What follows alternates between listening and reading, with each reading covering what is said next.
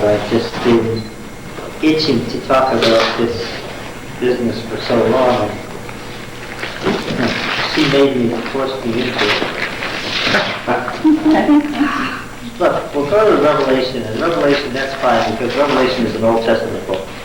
It's the most Hebrew of the New Testament books, and it has 300 direct quotes or paraphrases from the Old Testament. Most of the book is a patchwork of Old Testament stuff. And if you know where the Old Testament stuff comes from, you're safe. And if you don't, then you're just at sea and you have 1,000 interpretations in Revelation. But if you go to any good theological library and you look at the commentaries on Daniel and your heart sinks, and you look at the commentaries on Revelation and your heart sinks because there's just no end to them. Right?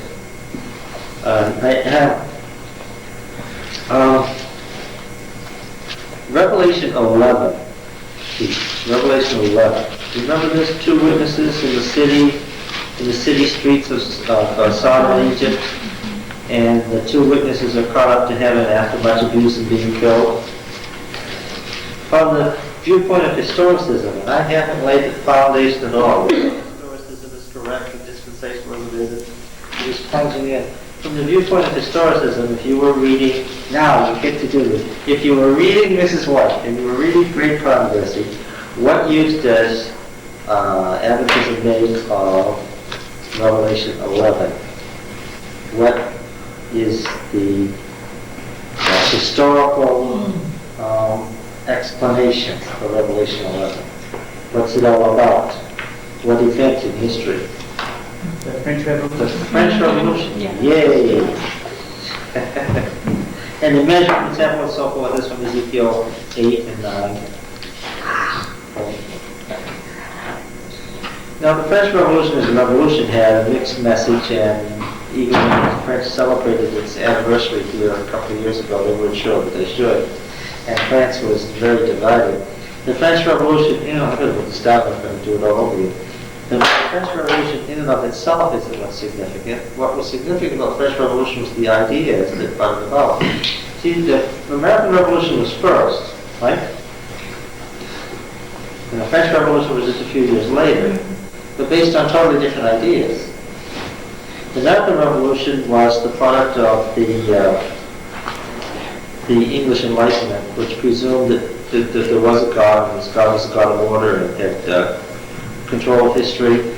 And so when they said, the Americans said that all men are created equal, that they're endowed by the Creator with inalienable rights. This was a theory of the state, that the state was built up from individuals who had rights that they could be separated from. And who did the rights come from? It came from God. It was a theory about the nature of the universe, of which the state is a reflection. Okay. Now the French Revolution was quite different from that. First of all, what happened to God? Well, officially the French Revolution was what? Atheistic. That's right. Now, the French Revolution also spoke about equality, but meant something quite different. When the French Revolution spoke about equality, what did it mean? I think it was partly that the Americans were British colonists. They were far away from their king. They were far away from the set class structure of Europe, and the leading intellectuals of America were the younger descendants or the younger family members of the aristocracy of England, who had been free since the Middle Ages, right, since the Magna Carta. And so the American aristocracy was not too immediately influenced by monarchy, and it wasn't too close to Europe. And they had been reading the theories of John Locke and others about the nature of the state and so forth. But the French were right there in France with this extremely autocratic king, a whole series of them, right? Really disastrous kings, one after another. So they did away with all that, and what did they mean by equality?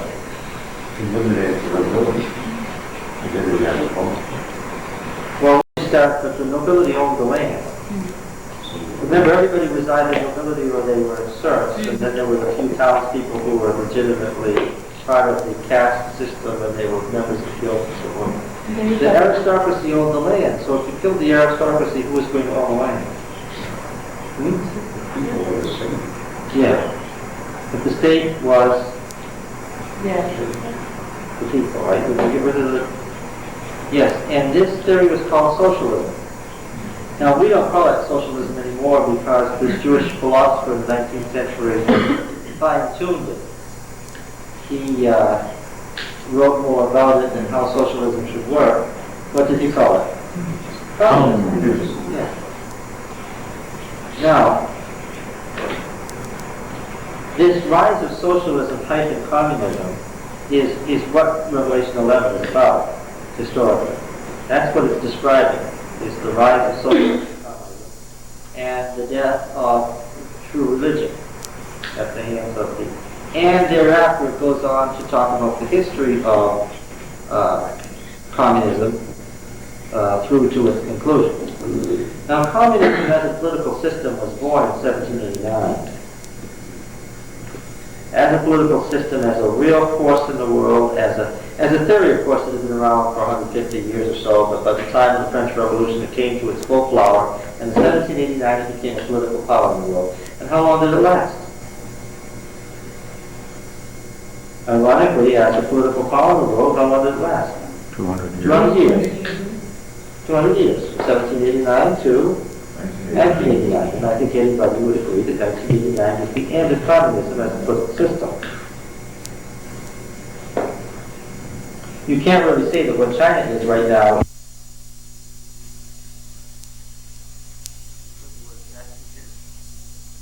Oh yes, there are 6 or 8 old men who run China who are about 190 years old. But what does everybody know? Which they're going to die. And what does everybody else know? What are they doing all in South China there around Shanghai? And why do they want that crown colony of Hong Kong back? What are they doing? Capitalism. Yes, because that's the other economic theory. Capitalism and communism, I don't know of any others. If you do away with monarchy, and you're going to have an economic state, you've got one or the other. Now, Revelation 11 is about the history of communism from the French Revolution forward to its demise. Okay. And then Revelation 12 comes along, and this is the great controversy vision, right? There's the 12 stars and the great red dragon. Of course, where does the red dragon come from originally? This is just serpent. Where does it come from? Well, it comes from Genesis 2 and 3, of course. Yes. His tail swept down a third of the host of heaven. Well, the host of heaven is the stars, right? These are Old Testament symbols, cast on the earth. The one was about to bear a child. Okay, the child's cut up to heaven to rule all nations with a rod of iron. There's the Messianic kingdom imagery. War arose in heaven. Michael and his angels fighting the dragon and his angels, right out of Daniel, the last chapter of Daniel, Daniel 11 and 12. And then chapter 13, and this is the fun one. Verse 1, I saw a beast rising out of the sea with 10 horns and 7 heads, with 10 diadems on its horns and a blasphemous name on its heads. The beast that I saw was like a leopard, and so Elder Uriah Smith writes and calls this what? The leopard beast. Well, it ain't a leopard beast. Oh, and if Elder Smith were here, he would agree with me. It's not a leopard beast. Because it says, the beast that I saw was like a leopard, and its feet were like a bear's, and its mouth was like a lion's mouth, and to it the dragon gave his power and throne and great authority. So it has the elements of a leopard, a lion, a bear, and a dragon. And now what chapter are we in? Where does all that come from? A beast rising out of the sea. What? Daniel 7. Yeah.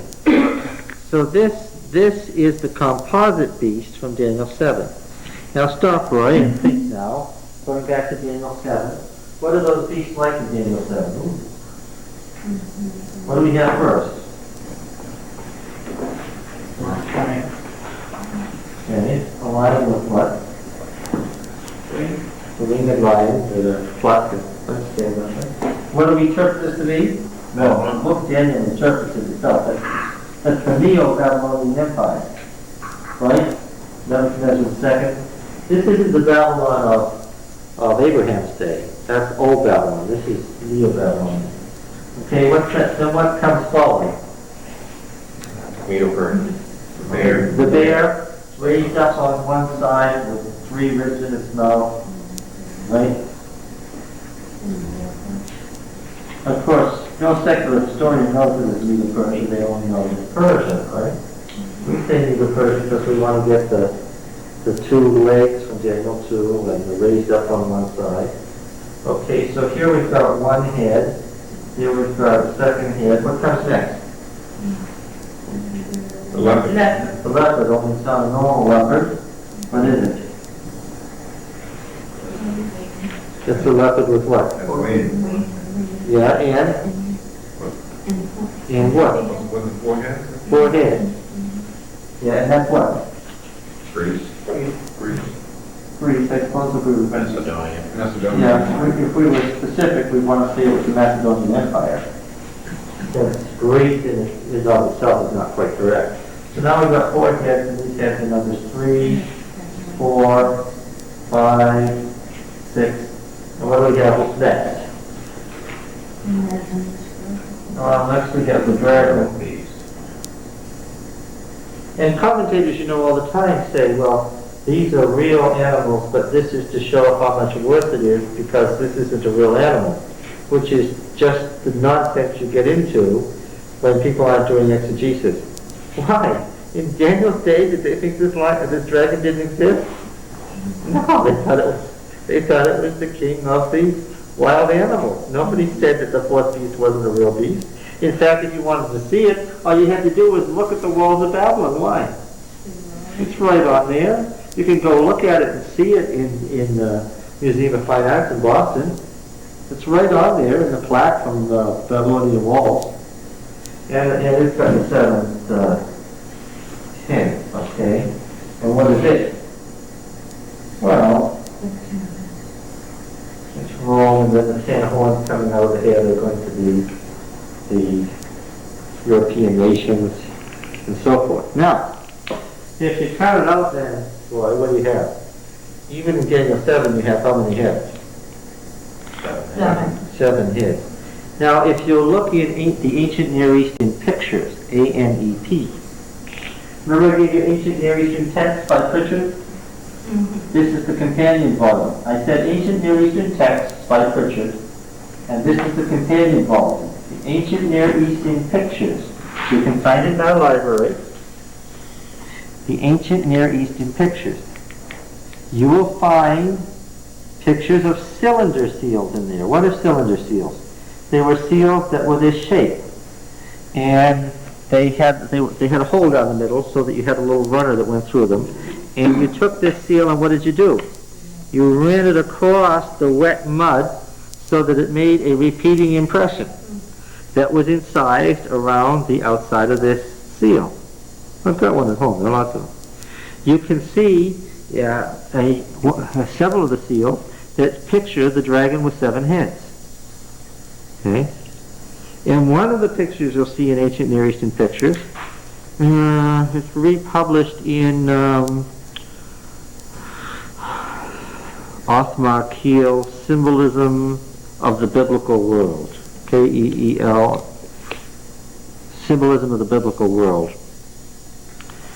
In one of them, you'll see a person stabbing the head. And some of them are drooping because they have already died. Okay? Now you remember I told you that this went all the way back, this symbolism goes all the way back to the Ugaritic texts in the 24th century BC.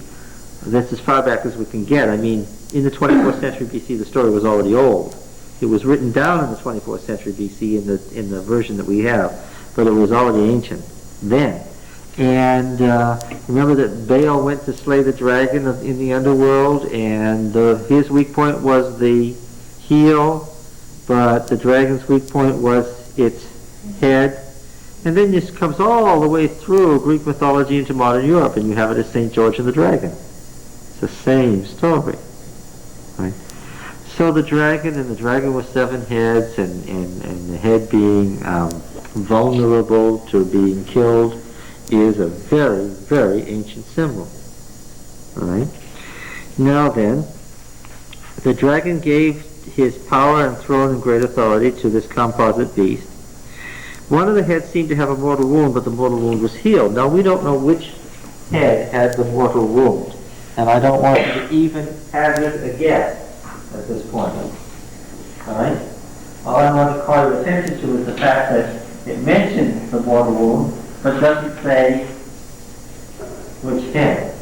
Of course, if you've been sitting in this class long enough, you'll be able to figure out which head. You don't need the further information later. Without reading any further, I can tell you which head, because I know how this symbolism works, and I know numerology. I know which number is the number of death. I know which number is the number of equal and incompleteness. Right? 6 here. All right. Now then, men worshipped the dragon, for he had given his authority to the beast. So they worshipped the dragon through the beast. Right? And they worshipped the beast, saying, "Who is like the beast, and who can fight against it?" And the beast was given a mouth uttering haughty and blasphemous words, and was allowed to exercise authority for 42 months. And this is where Elder Smith says, this is the papacy.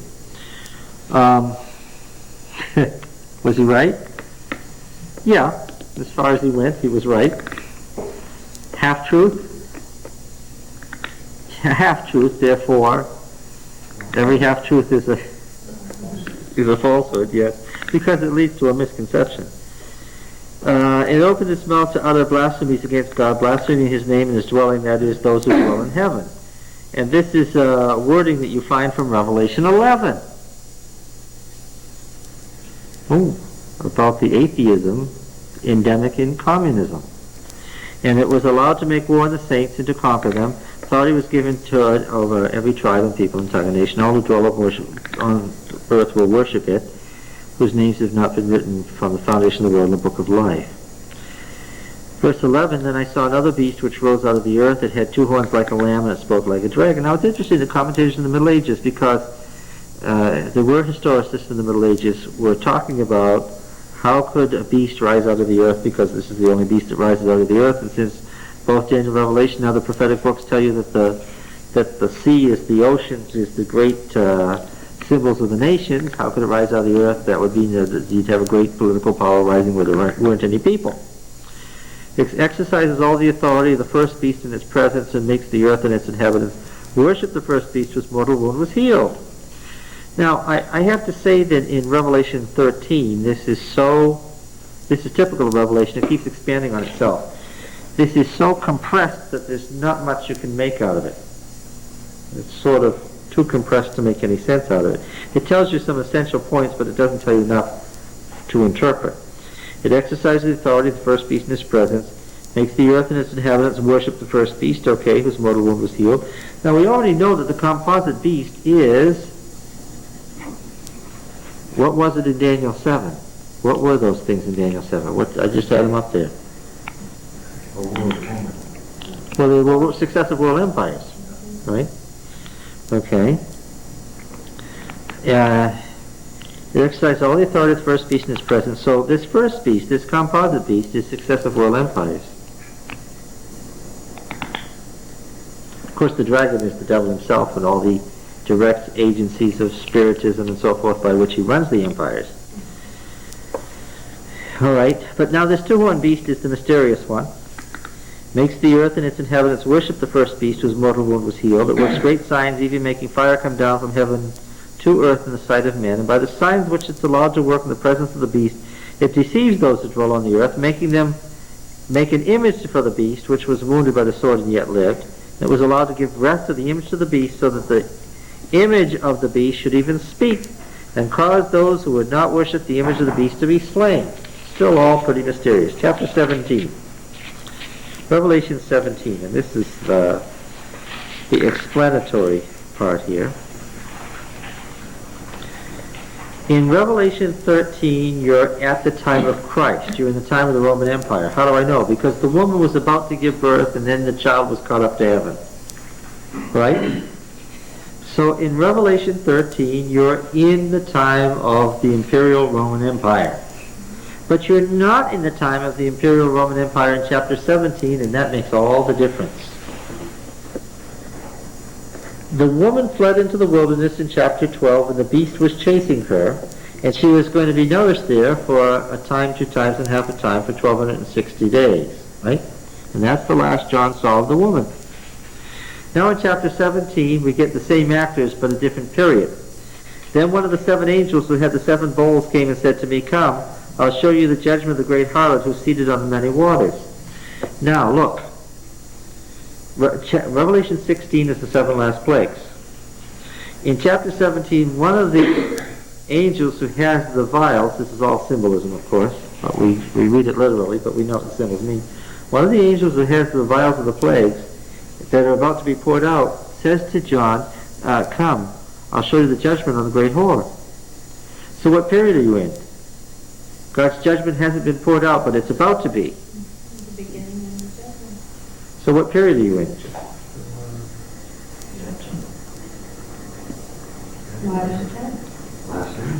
After the close. Well, you're at before you not the close of probation isn't yet. That's the point. So what period are you in? You're in now. Okay, thank you. All right. I want a number on it, but now will suffice for the moment. Come, I'll show you the great harlot, because now is a good time to say, now is the time that the 7 last plagues are about to be poured out, but haven't yet. Right? You got that? Do you know what the 7 last plagues are? Well, I've been saying this since I think I even have a tape of it. I've been saying this since 1970. The plague, the number 7 is indicative of what? 7 is the completion of something. Okay? So right away I can say that the plagues in Revelation are what? Are the completion of a process. See, if you see the 7 last plagues as something that just all of a sudden happened because God makes them happen, then you're waiting for the plagues at some future date. I'm not waiting for the 7 last plagues. I'm waiting for them to get to be 7. And I also know what the term last means, because it emphasizes Revelation 16 that these are the last ones. Did you eat the last of the cookies? What does that tell you? It tells you 2 things. There aren't any more, and what? There were others. Right? Because these are the last ones. If you say these are the last cookies, that means what? There were others. Okay, now, the 7 last plagues. Well, look at, for instance, just reading through them. It's not very mysterious now. So the first angel, 16:2, went and poured his bowl on the earth, and foul and evil sores came on men who bore the mark of the beast and worshipped his image. Now, it helps to know that this is the Greek word for disease. Okay? So what does that say?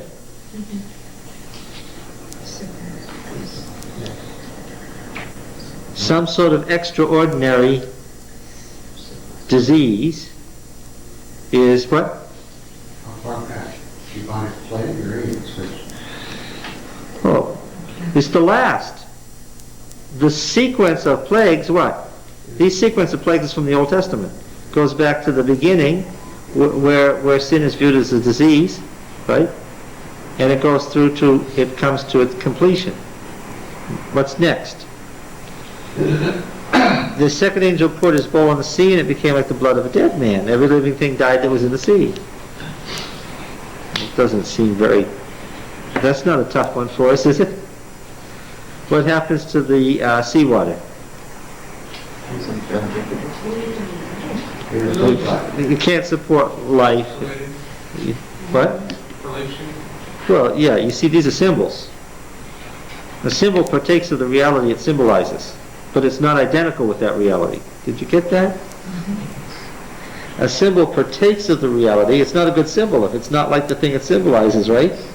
But it is not itself the thing it symbolizes. So if you want to say that it becomes so polluted that it can't support life, that would be a proper interpretation of the symbol.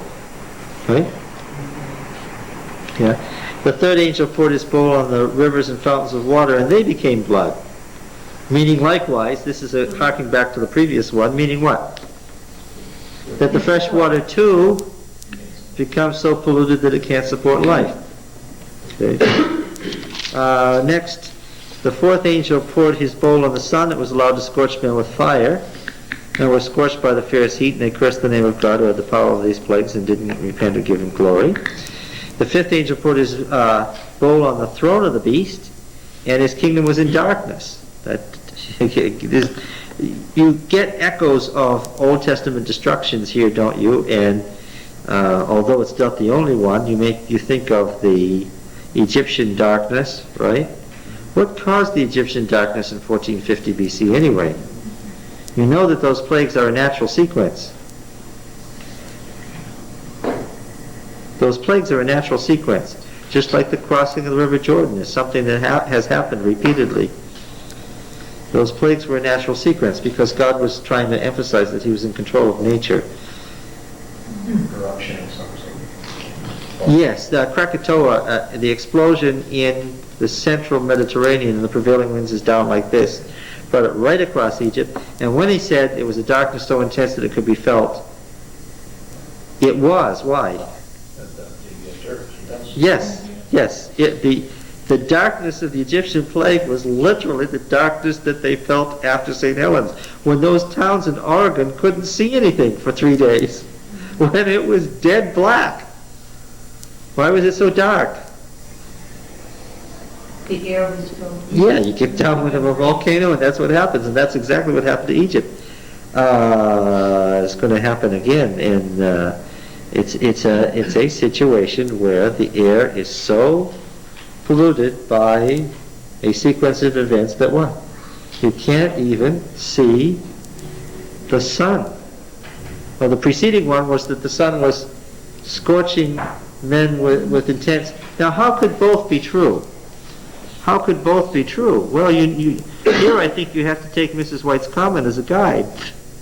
These plagues, and any interpreter can see this, you don't need Mrs. White to tell you this, these plagues are not universal.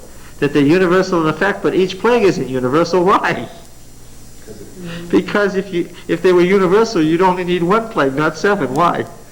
Any one of these made universal would do what? Would kill everybody. That's why it isn't correct to say that they're universal. They are universal in scope and effect, but each plague isn't universal. Okay? So you could get downwind of, say, 600 burning oil wells, and what would happen? You'd be in the Egyptian darkness again. Yeah, and you've seen pictures of it. Yeah. I don't think it's as bad as it's going to get, right? And again, if the symbol is not the reality, Revelation 16 doesn't mention the word ozone. And it doesn't say anything about ozone drying up and don't use spray cans, right? It doesn't say that. But it does say that the sun would scorch men with its fervent heat, okay? And the drying up of the river Euphrates. And the drying up of the river Euphrates was the fall of Babylon, and Babylon in Revelation is the great political system that controls the world. It's the collapse of the political world in one single stroke, and then it's the great earthquake that destroys the cities, and finally we come to the angel interrupts, he doesn't want to tell you what happened then. He comes to show the judgment, and then you find out that the next thing that happens after Revelation 16 in the next sentence or the next breath is that Christ comes, which is the conclusion of the 7 last plagues. Why would the coming of Christ be the appropriate conclusion of the 7 last plagues? Well, if you're not ready, right? Could there be a worse curse? This is not good, right?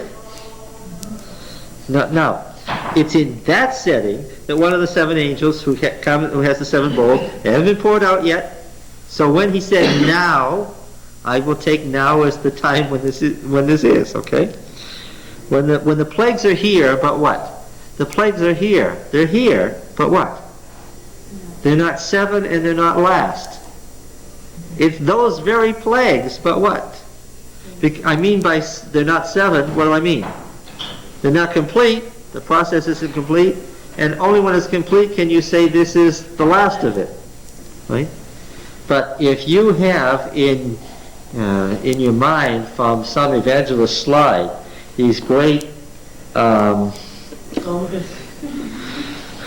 football-sized hail falling and you say, wait till the 7 last plagues come, how could people, including people who once believed the truth, be surprised by Christ coming if it were like that? Yeah. How could that possibly be? Anybody could say, hey, look, there's the football-sized hail. It's happened. Right? No. It's going on now. You could miss it if you weren't looking. Right?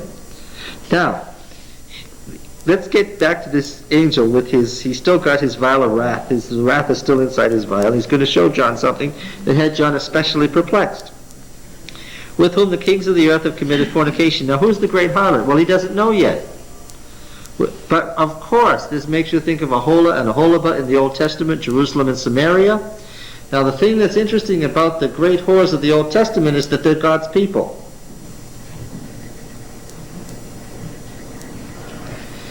The great whores of the Old Testament are God's people corrupted.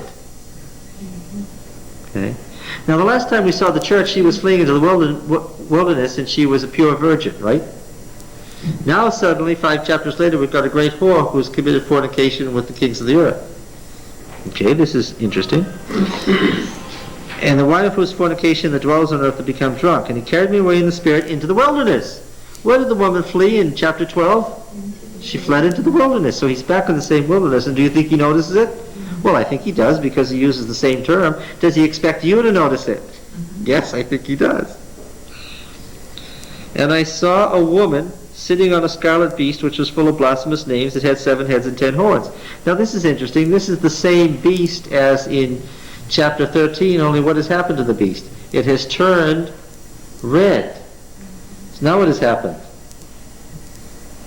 The dragon who was red that the beast ate has now been coalesced to the beast. So now we have not only the political powers of the world, but what else? What's fused into them here?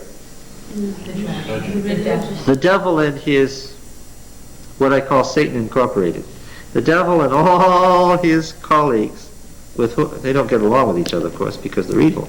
But they do cooperate insofar as they hate God, right? Yes. And they run things. That's why there's so many pagan gods.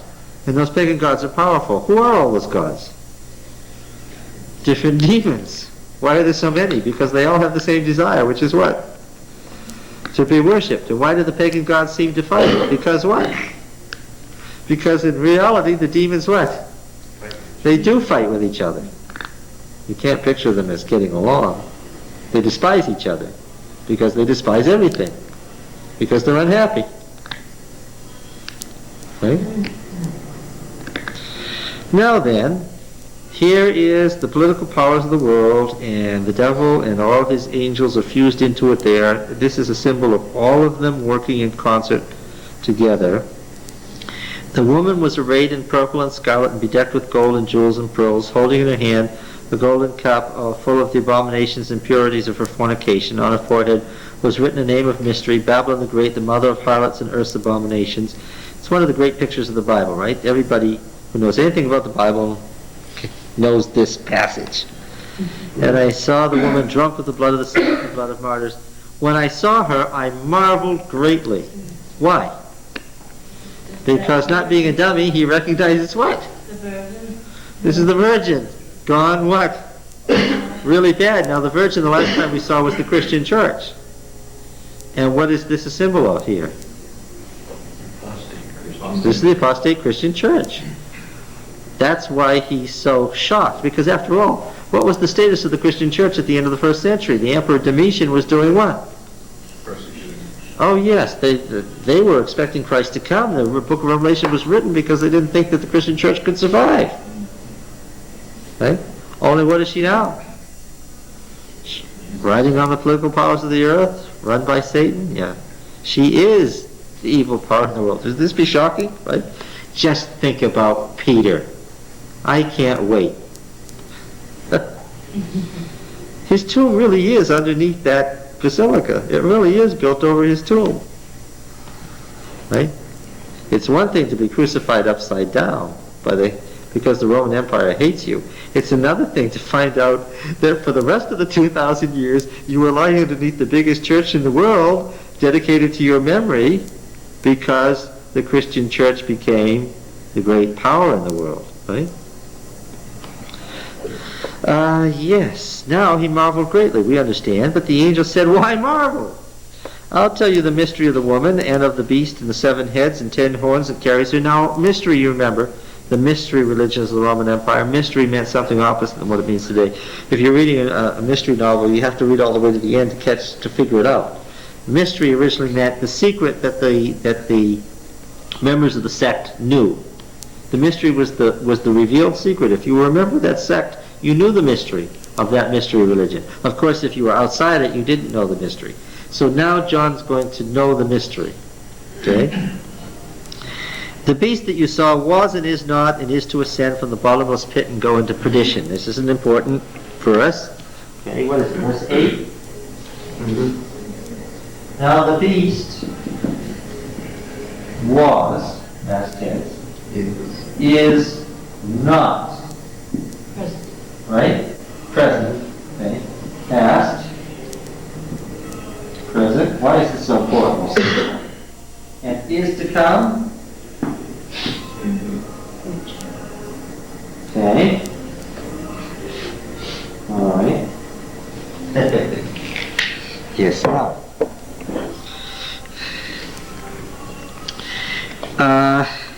And is to ascend from the bottomless pit and go into perdition. So it ascends out of the pit and then it goes into hell, so it doesn't last very long.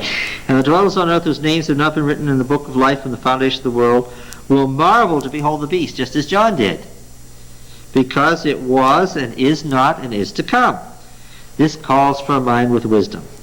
The 7 heads are 7 hills or mountains. Of course, this is the cosmic mountain multiplied, on which the woman is seated.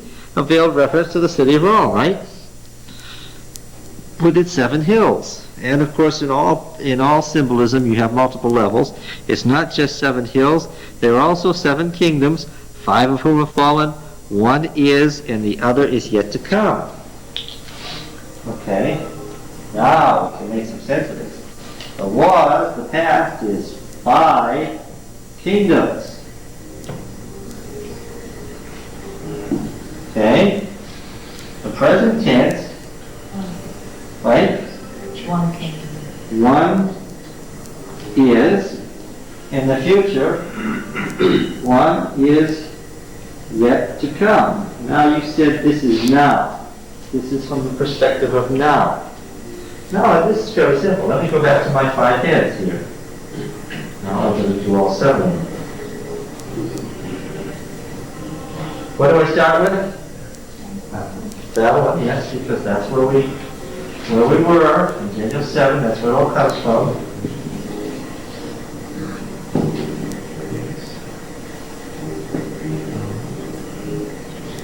Now I think it's absolutely correct. I don't think if you're going to be a historicist that you can say that not the Holy Roman Empire, like George Herbert Armstrong says, not the Holy Roman Empire, that was too short-lived. Only one power that replaces Rome and stays there for the following 60 years. That's the papacy. That's the 5th period. Now, on other bases that we're not going to waste our time on, this is 538 to 1798, right? What happened in 1798?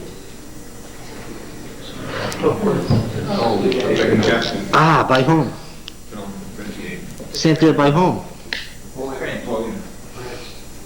So you can say this is communism is never... By the French Directorate, who said, take the priest of the Roman cult, but let the Roman cult survive as a symbol to the people of the evils of religion.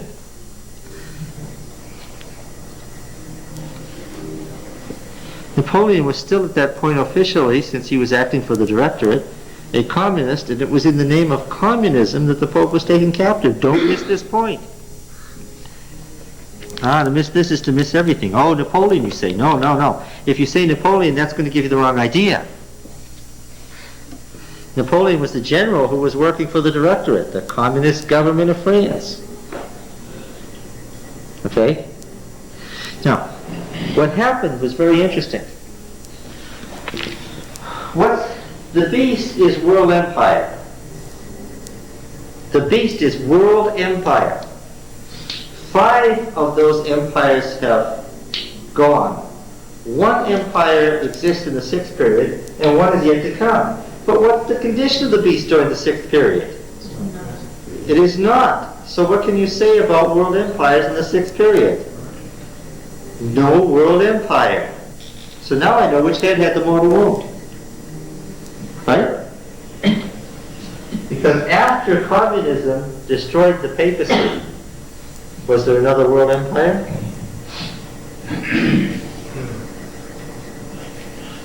No. Broke up into many kingdoms. Empire. Alright, no world empire. Because the beast, which is world empire, is not. It's the 6th period. 1 head is, but the condition of the beast is that it is not.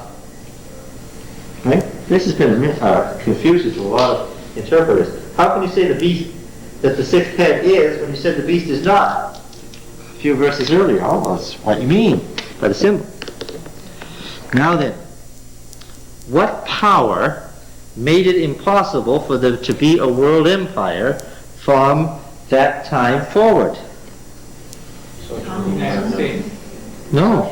The United States would have created a world empire long ago.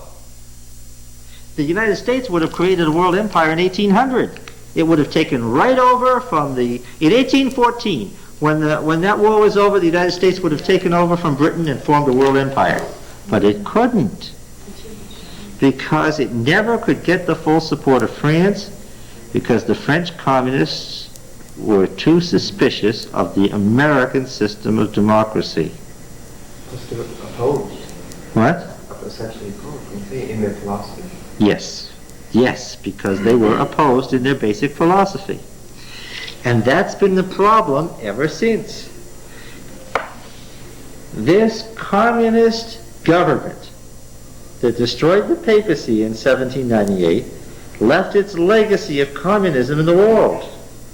And so there's been this great anti-religious power in the world ever since, checking. So what kind of a world have we had? We've had a divided world, where now one kingdom and now another has had ascendancy, but what? Nobody has been able to get control of the whole world. I should say nobody was able to get control of the whole world, because I would say that we effectively, in 1989, passed from the 6th to the 7th head. The deadly wound isn't entirely healed, but what? This has nothing to do with the Lateran Treaty of 1929. This has absolutely nothing to do with that evidence interpretation. The deadly wound wasn't healed because Vatican City became an independent state of 108 acres, because it isn't the woman who has a deadly wound. Right? Where did that interpretation come from? It wasn't the woman who had the deadly wound. She's riding on the beast. And by the way, how good a ride is it during the 6th period? She may be spiking her heels in, but what? The beast isn't going anywhere, because what? The beast is dead. But what is going to happen? New world empire. How much of the world included? All the world. Now, what had to get out of the way first? Communism. It had to go. Its 200-year history is what's recorded in Revelation 11, and now it's over. Okay? So communism departs the scene. And when communism goes, and the premier of Russia has to see the Pope before he can see the President of the United States, what do you know? Yeah, if the Chinese delegation has to stop at Rome first, then what? The woman's getting ready to do what? Right on the, no, it's not the woman, the beast is getting ready to heal, and the woman's getting ready to do what? To ride again. Yes. Now, back to Revelation 13, that what was the power that brought all this about and made the image to the beast? This two-horned beast that rose out of the earth. Right? Okay, so here's the political power that rises out of the earth. Okay, this can only be the United States, because in Revelation 13 you're in what period? Yeah, at the end of the Middle Ages, because the mortal wound is where? At the end of the 5th period. Revelation 13 is where you pass from the 5th to the 6th. But Revelation 13 says this two-horned beast will arise during this time and do what? Give life to an image, so that it will create the 7th period. Yes, so when the United States rises at the beginning of the 6th period, the United States rises, what do you know that it will do?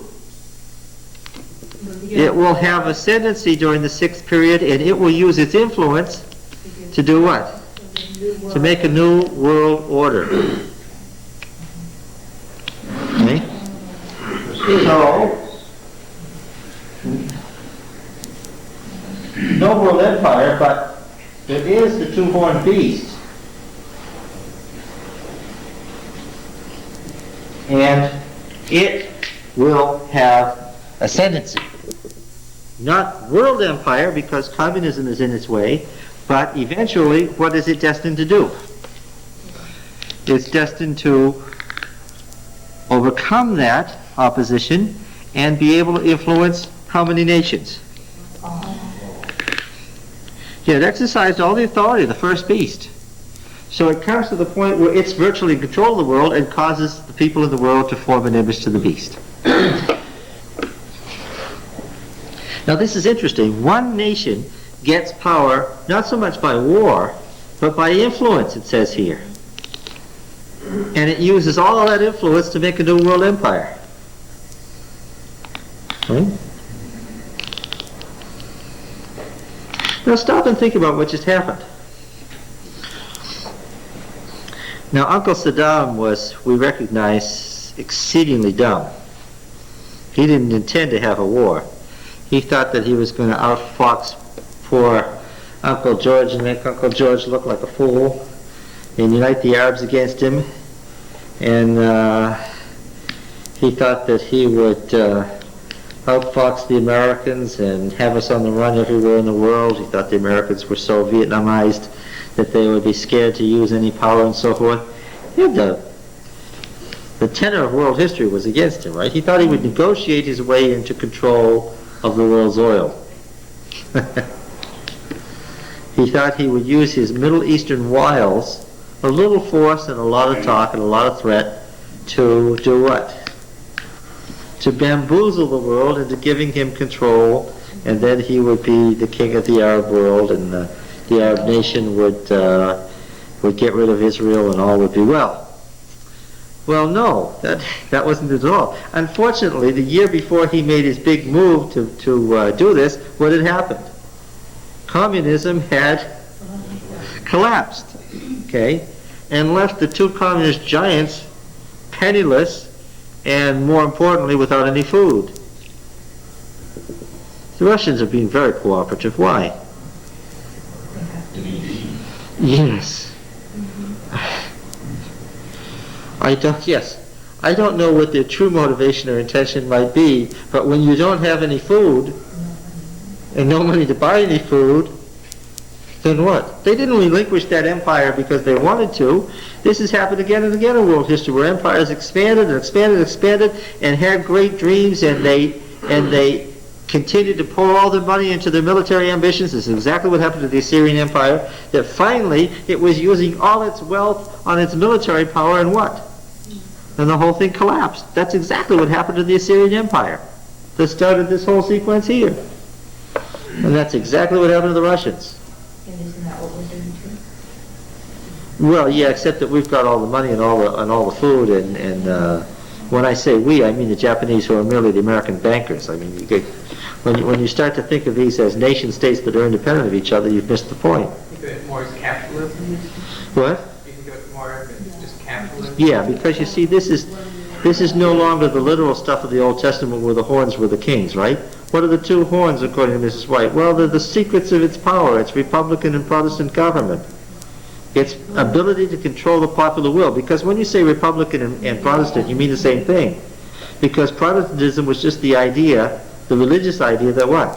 You go directly to God, that everybody is individually free and individually responsible. The natural result of Protestantism is democracy, right?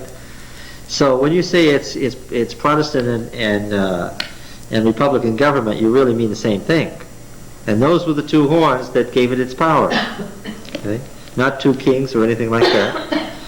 Now, what it exercised all the authority of the first beast, so eventually it's going to become a great world power, and makes the earth and its inhabitants worship the beast whose mortal wound was healed. It's the one that brings about the seventh period. It works great science, even making fire come down from heaven in the sight of men. Now that's what Elijah did when he showed that God was on his side and that Baal wasn't there, right? That was the test. Who can call fire down from heaven? And what we're talking about here is a political power that gets the people of the world to believe that God is on its side by bringing fire down from heaven. Now I'm going to say that the symbol partakes of the reality but is not itself the reality, right?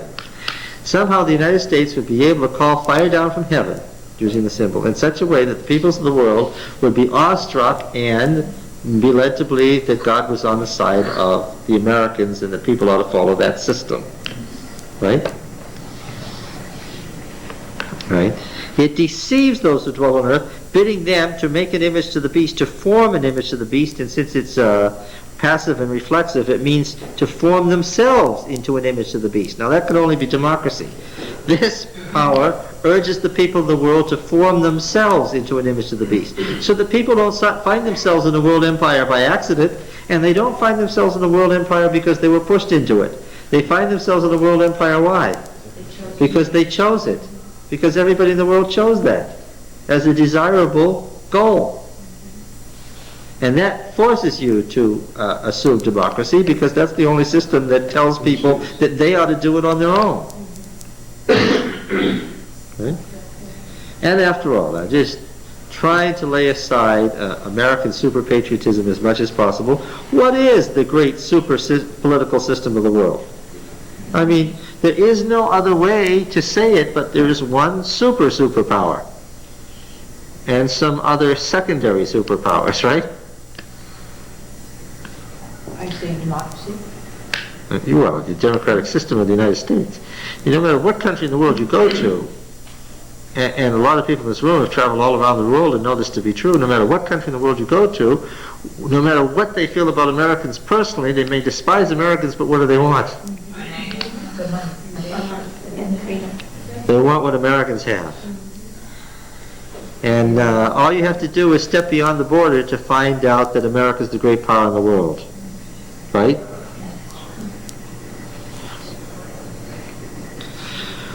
All right. It was allowed to give breath to the image of the beast so that the image of the beast should even speak. Now that's from Daniel 3. That's because we misinterpret that image in Daniel 3, but that was an image to the beast. But I was just reading the last paragraph of Revelation 13, verse 15. Now going back over here to chapter 17.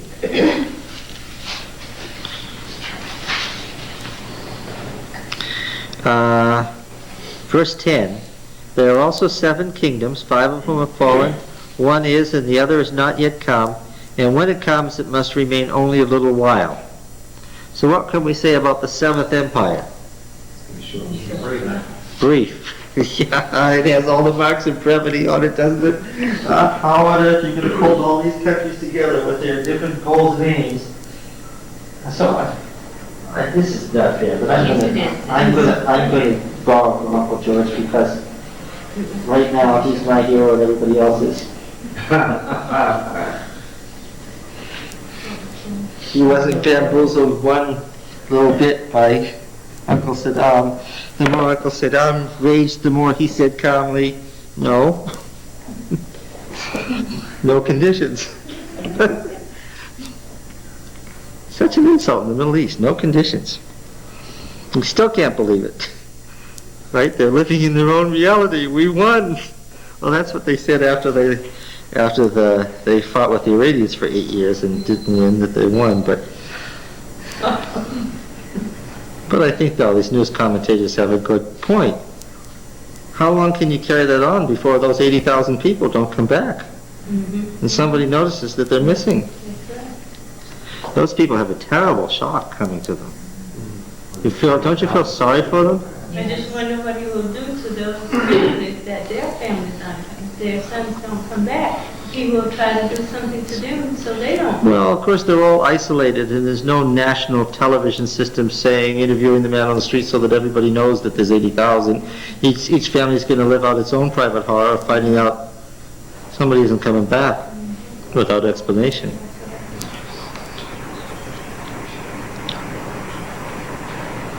You did have to love General Schwarzkopf's briefing, didn't you?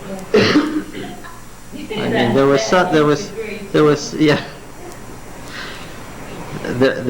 something of pathos and humor. You know, that's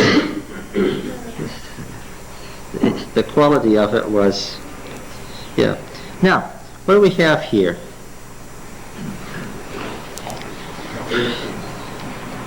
As for the beast that was and is not, it's an eighth, but it belongs to the seven. Oh, I think I know what that means.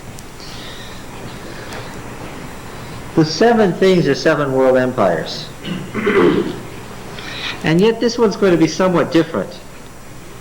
It's an eighth thing. It came out of the seven, but it's an eighth thing. What is this going to be? This is not quite a world empire where there's one political power that runs the whole world. In other words, this is not George Orwell of 1984 where Big Brother and his television screen is in everybody's living room. There's not one single government. What is this? Huh? This is a coalition. Yeah, that's the only way you can say it.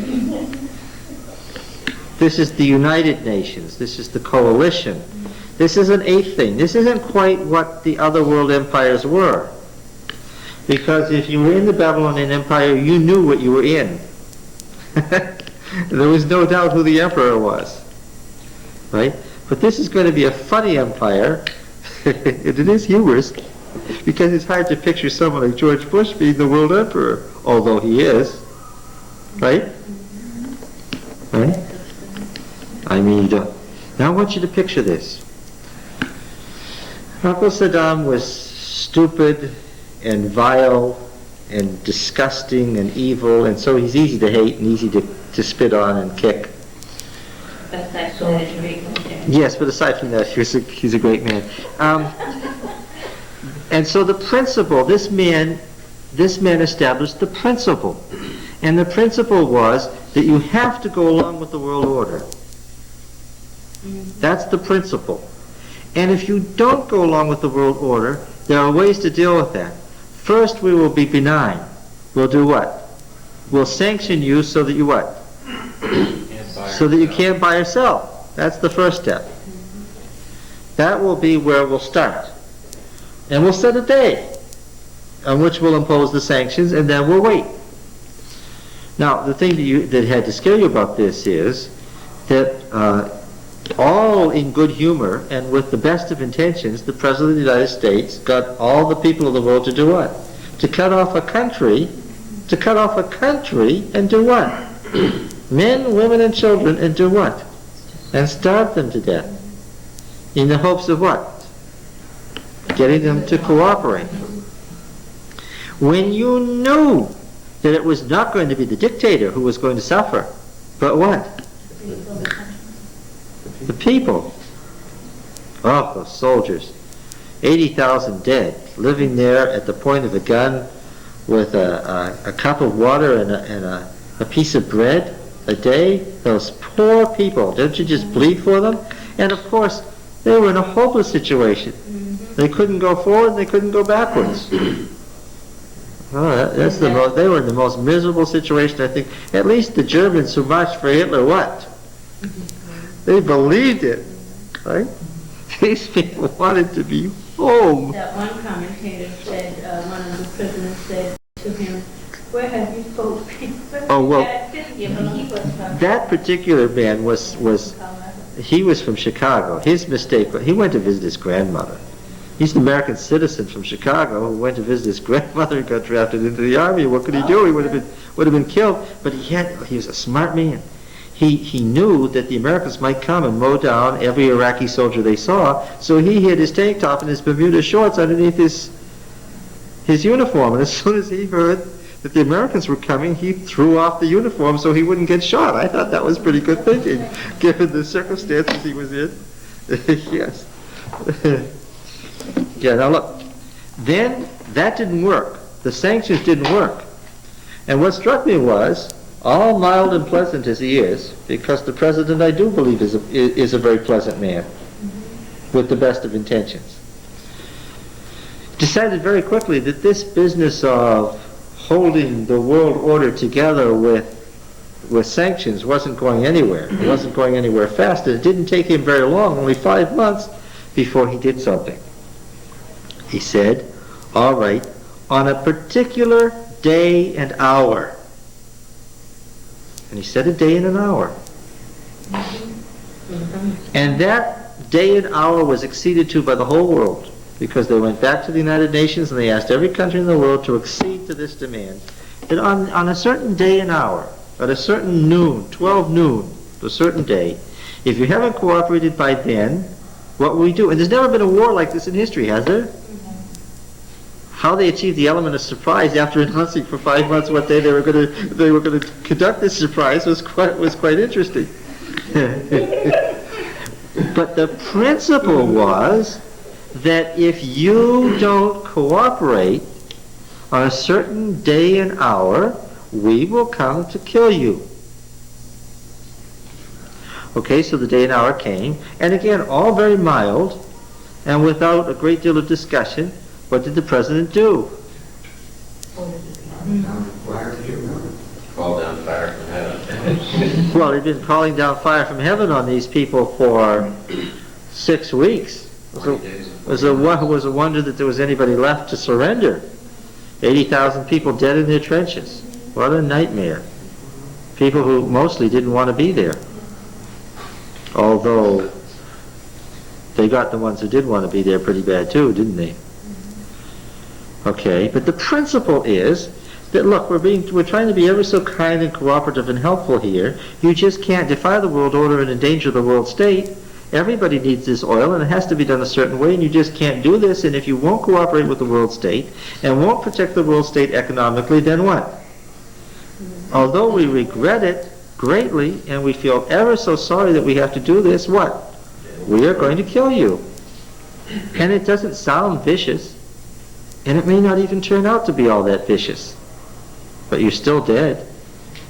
Right? So the principle is established. There has to be a world order. We can't keep going through these world wars. Why? Because of general recognition. If we kept going through these world wars, what would we do? We would destroy the human race. Therefore, since we can't do that, and we can't have this kind of trouble developing the world, what?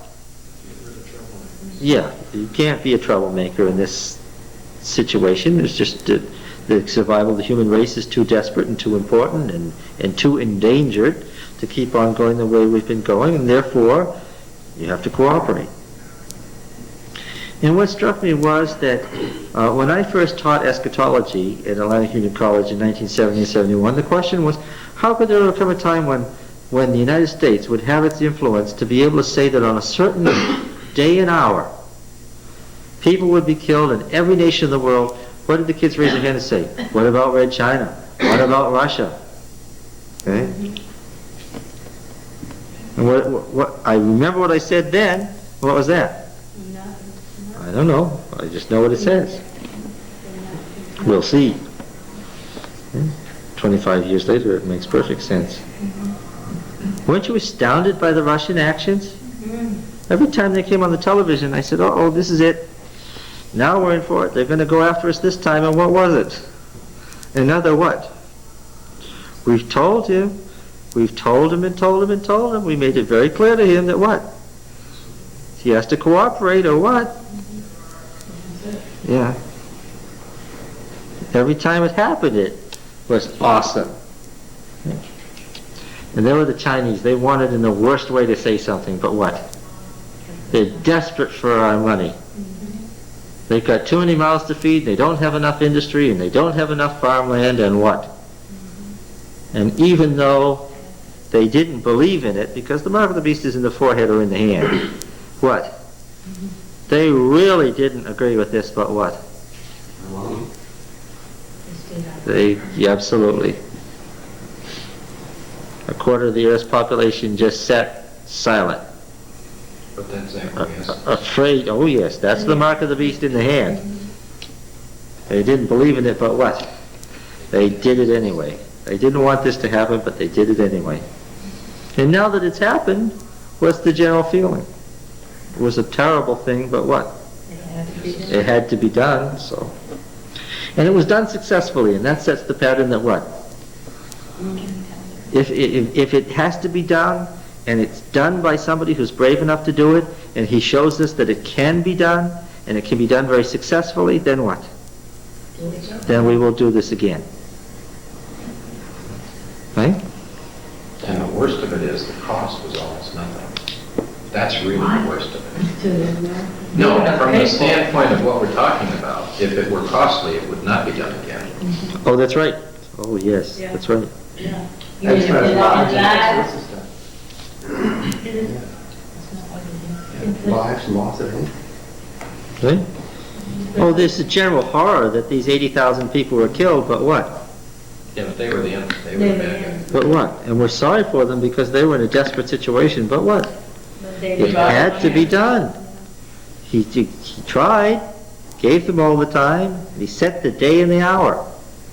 And at that day and hour they were still there and still intransigent. And what? Now the principle is set. Yeah. And so I think there will be a new world order. The great dummies in all this are the people in the press. They always think that they're smarter than the rest of the world. They all, I think they all majored in English in college. Well, this is not meant to be cruel. It's a weakness of English majors. Theology students have typical weaknesses too. They're arrogant in their own way, but English majors seem to think that they know more about the world than everybody around them, and they don't. And it was terribly embarrassing, just embarrassing, to have the general, who's obviously a general and used to telling people, say to that man, "Have you ever been in a minefield? Oh, if you were him, the whole world was watching. Wouldn't you want to crawl underneath the tiles on the floor?" Yes, I wanted to cry for that man. He'll never live that And that down. was after he told the press that they had done just the right thing by making such a big deal out of the marine amphibious. Oh, no. Yeah, I heard about that. Ding dong. Yes, first I'll tell you you were fools, and then I'll congratulate you for being fools. That's all the way along, you got the feeling the military is being hounded by the press, the military is being hounded by the press. And then he says in so many words, of course you played your role exactly as we wanted you to. And there again, we're being told, well, now these poor people over here, they're not even being told the truth. They don't even know what happened yet, right? On the other hand, what? On the other hand, what? Our government quite joyfully admits to us what? That it manipulated us and everybody else. It manipulated the truth quite easily so that it would appear to be something it was not because it had to be done. Some in the press knew that and they were saying. Well, and there was a time, wasn't there, that if you found out that something else was true, you would go out and say so? But now it's understood that what? You keep your mouth shut. Oh yes, for the good of what's being done, what? You certainly wouldn't tell the truth even if you knew it. Well, now we've got a whole set of principles established.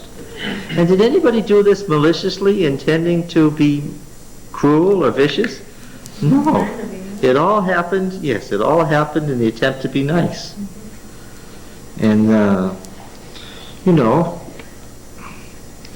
do you think that a president of the type of Lyndon Johnson would have succeeded with this? Oh no, the confrontational style is somebody who's so gentlemanly and so pleasant, so genuinely pleasant, that has done what? He's given you the idea that it's quite pleasant and appropriate to do this. Now, where were we?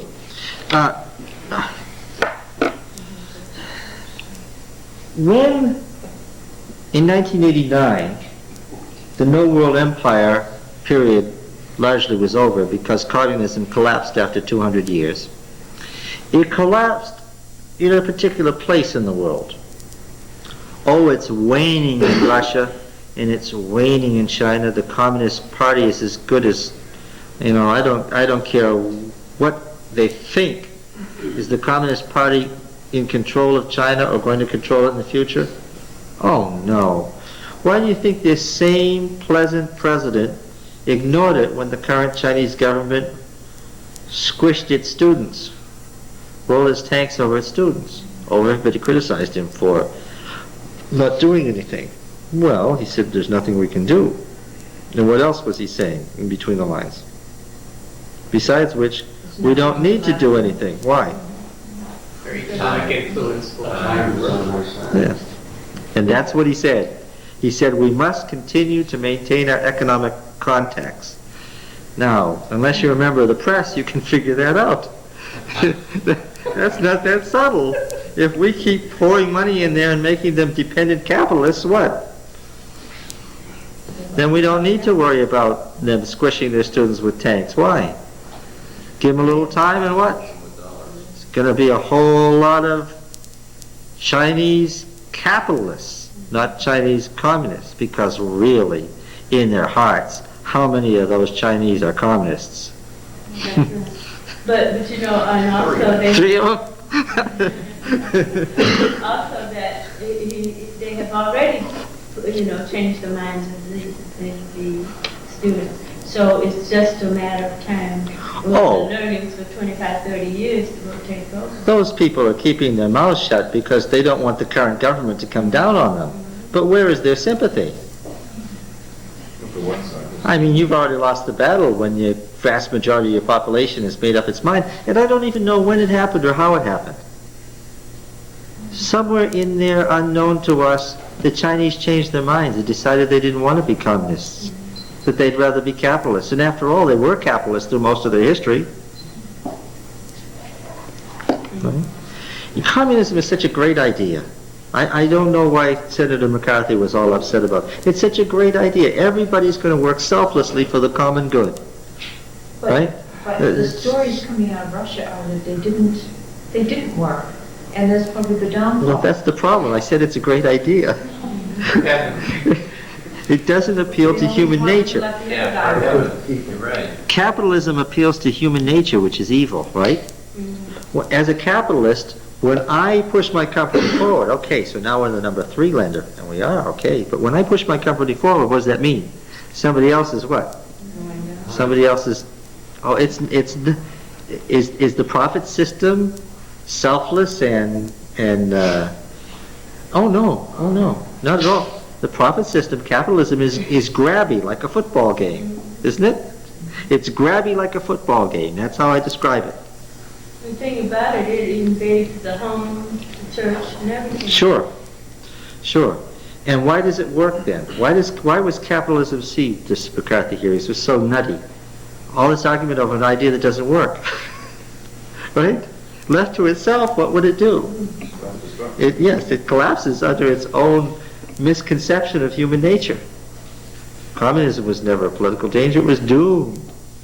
Never worked anywhere. No matter how hard they tried to get a communist society, was there ever one? A classless society that was supposed to develop?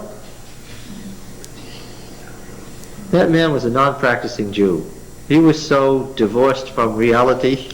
He should have been studying at the synagogue instead of inventing these silly ideas. Right? Now, Where in the world? Oh, I said communism is fading in Russia and China. It's fading. And the members of the Communist Party in Russia know it, don't they? There's still some communists in Russia. It may not be in China, but there really are some genuine communists in Russia. And what do they know? They've Yeah. got to work hard to keep it up. Well, yeah, because it's being part of a dying breed. You think they know that communism is fading in Russia? Oh, of course they know it. You think they feel desperate about it? Absolutely. Yes, because they think it was the right thing. And where did communism, I said it's fading in these countries, where did it really collapse? In the Berlin Wall. Yeah, Eastern Europe and Western Europe.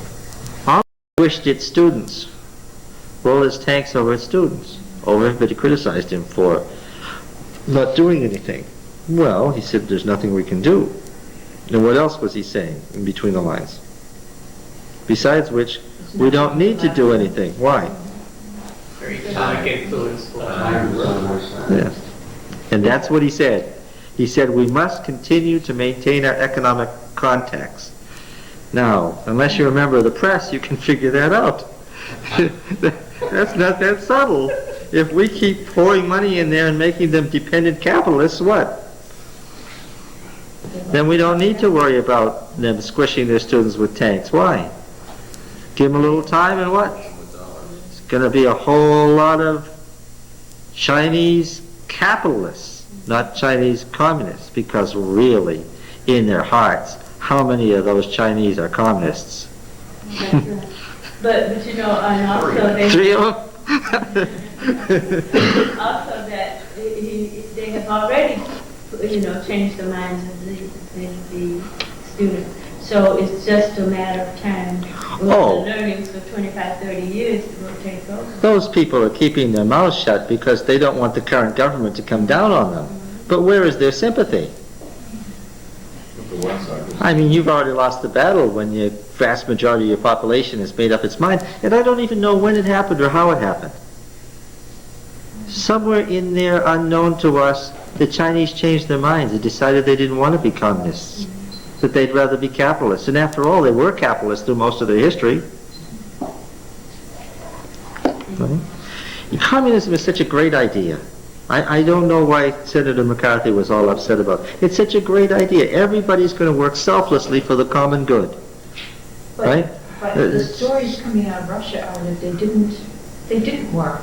And that's probably the downfall. Well, that's the problem. I said it's a great idea. It doesn't appeal to human nature. You're right. Capitalism appeals to human nature, which is evil, right? Well, as a capitalist, when I push my company forward, okay, so now we're the number 3 lender, and we are, okay, but when I push my company forward, what does that mean? Somebody else is what? Somebody else is,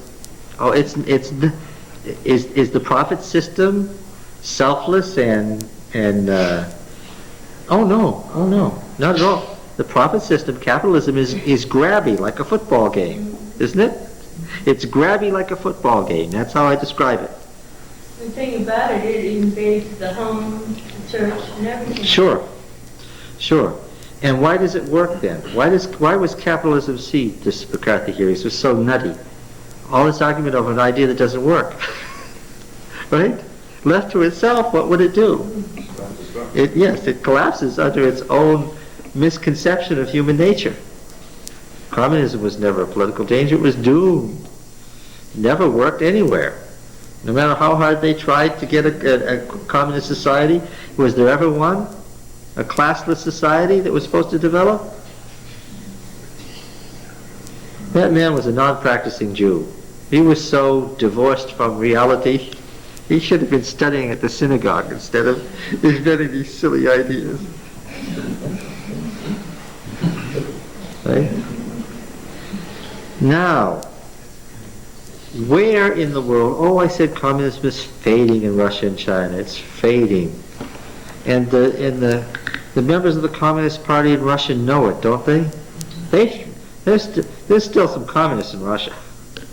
It may not be in China, but there really are some genuine communists in Russia. And what do they know? They've got to work hard to keep keep it up. Well, yeah, because it's being part of a dying breed. You think they know that communism is fading in Russia? Oh, of course they know it. You think they feel desperate about it? Absolutely. Yes, because they think it was the right thing. And where did communism, I said it's fading these countries, where did it really collapse? In the Berlin Wall. Yeah, Eastern Europe and Western Europe. All of a sudden, it was certainly a surprise to the Romanian dictator, who was to be shot on Christmas Day. What bad news. Communism isn't in. And I'm a communist dictator. Wouldn't this be... Now look, it collapsed in Europe. And what appeared was Catholic Europe. Old Catholic Europe, which had disappeared at the end of the fifth period, when the papacy wasn't a religion but a political power, right? The papacy today is a political power, sure, but it's really a religion, right? But remember, there was a time when it wasn't so much a religion as a political power. Oh, you read some of those stories. These people really, really were something, weren't they? The Pope who exhumed the body of his predecessor and had it tried and convicted and killed and thrown in the Tiber. Some funny things happened in Rome. What disappeared in the sixth period was the 10 horns. Catholic Europe. That's what disappeared. The Christian Democrats. Who are the Christian Democrats? What does that mean? The Christian Democrats who run Germany, the Christian Democrats who run Spain. Well, yeah, that's the Catholic Church. So when you say that the centrists, the Christian Democrats in all these countries run the country, what do you mean? You mean that the secular arm of the Catholic Church runs these countries. What reappeared in 1989? Just like that, in 3 months, gone. I was born in 1947. There never was a Catholic Europe. The world was divided. In my entire life, the world was divided until 1989. And then, what? Gone. And what reappeared? Catholic Europe. Now what do we have here? Verse 12. And the 10 horns that you saw are 10 kings who have not yet received royal power. Now see, this gets folks. We think of the 10 horns as coming when? After the Roman Empire, and then the little horn comes up among them in Daniel. We aren't reading Daniel. And these aren't the 10 horns that come up in Daniel 7. Where are these 10 horns? These 10 horns are at the end in which period? In the 7th period. And as for the 10 horns that you saw, they are 10 kings who have not yet received royal power. So we know that the royal power was gone. In what period are we in now? What period is the period of this chapter? Well, now, Pete said, but what number? Assign a number to now then. This was the 6th period that's being described in Revelation 17, right? They hadn't yet received royal authority. They weren't independent. Now what's slated to happen in 1992? What's supposed to happen? Europe unite. Not even Margaret Thatcher could stop this. Now talk about a trend in history. There's a trend in history. And by the way, let's give Maggie her due. Uncle George was dithering about what to do about Saddam Hussein there in Aspen because he doesn't ski. He was only there to see Maggie. And he was dithering, and so she took him inside and they talked for 4 hours, and when he came out, what did he say? Enough is enough. They're with us. We're going to Saudi Arabia, right? She bent his ear till it was sore, because you remember Maggie's opinion about how to deal with these problems had already been illustrated in these little islands half a world away. What did she do? We can't have the Argentine doing this, she said, as she sent her army off to destroy those generals who've been in control of their country for the last 20 years. Yes, so she gave him the benefit of her experience that the best way to deal with this is very strongly. So let's not let's not take away her due. She was a big part of this. Now then, she didn't want this United States of Europe at all. She certainly didn't want Britain in it, but what? That was her undoing. Because what? It wasn't the poll tax. They wanted it, yes. You almost feel like sending her an amended copy of Revelation 17. She could have gone for another 20 years if she had just sided with that, if there were 20 years to go. Now, what's going to happen? They're going to become not a single state, not in the United States of Europe where it's one federal government. No, they've already said they don't want that. What do they want? They want an economic union. That's right. The 10 member states want an economic union. And when is that economic union going to happen? In 1992. Okay, so we're almost there. Now it says here, in the 6th period, that these 10 kings have not yet received royal power. But what could we say about this now? Now, what could we say? They have some power. Well, you see, it's very well to say that the Ostrogoths are East Germany, but what does that mean if the East Germans are really ruled by the Russians? But what happened? And what happened to their status? Were they under the control of some other empire? In 1989, what happened? That empire withdrew, and what? And suddenly you had 10 independent states who had royal authority again, and the crowns were back on the horns, and this was all discussed in great detail in the Review and Herald because all the evidence saw it as a fulfillment of prophecy. I'm being facetious now. What was striking to me was what? It all happened, and what? I picked up my copy of the Review expecting to see all this discussion about the fulfillment of prophecy and great articles on Revelation 17, and what did I find? Not a word. Not one word. Oh, it's amazing. All right, now, what does it say about these? These 10 kings have not yet received royal power, but they are to receive authority as kings for 1 hour, together with the beast. These are of one mind, and give over their power and authority to the beast. Oh, I understand why. Because we know there's the great economic power in the world, the United States. What's the other great economic power in the world? It's Japan. But everybody knows that if the 10 member states of the European nations were united economically, that what? They would be a great economic superpower, greater than either the United States or Japan. That's why they're so important. And they are the eldest daughters of the Catholic Church, we're told. Okay. To receive authority as kings for 1 hour together with the beast. These are of one mind, and give over their power and authority to the beast. Oh, I knew the Chancellor of Germany would never disagree with the President of the United States in this matter. People kept thinking the Germans would exercise some sort of veto over our plans in the Gulf. No. These are of one mind, and give their authority over the beast, which is the New World Order. And they will make war on the Lamb, and the Lamb will conquer them, for he is Lord of lords and King of kings, and those who are with him are called the chosen and the faithful. He said, the waters that you saw where the harlot is seated. Now she's seated on the beast, right? It says up above she's sitting on the beast. Now it's going to tell us what the beast is. He said to me, the waters that you saw where the harlot is seated are peoples and multitudes and nations and tongues. So this beast represents what? The unified nations of the world.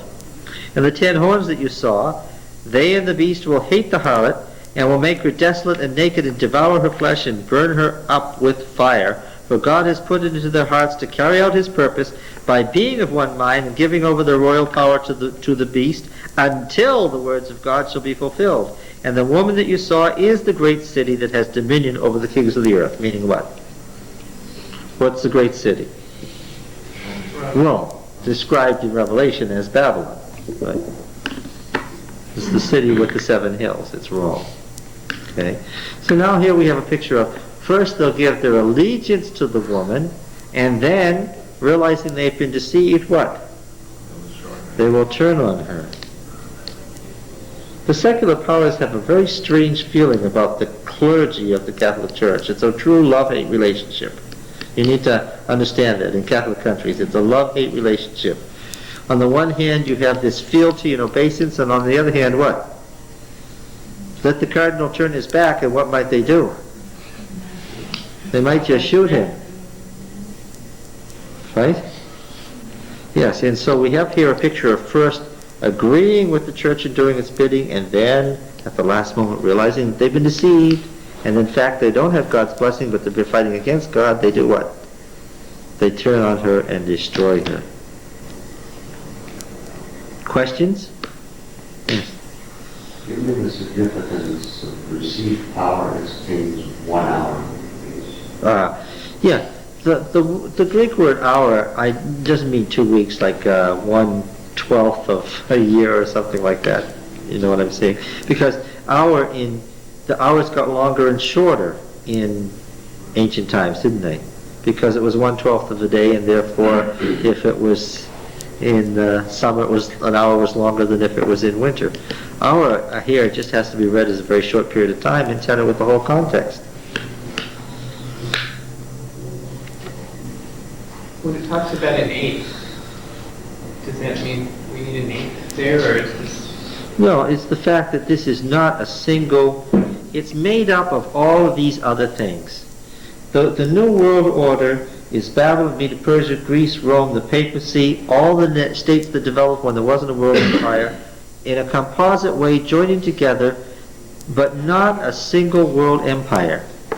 You couldn't call this new empire America or something. It's not one great military political power.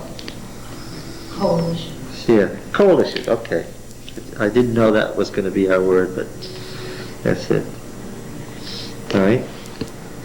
Now you can go all the way back to the 1960s and read George McCready Price's book, The Time of the End, and this is precisely what he said.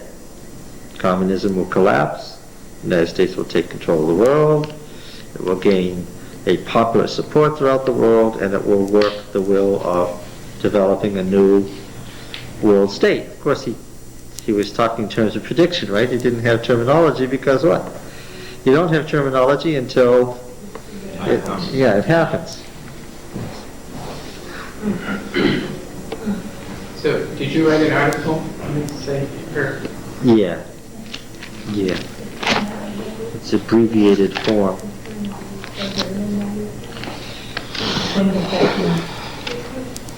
The problem as I see it is that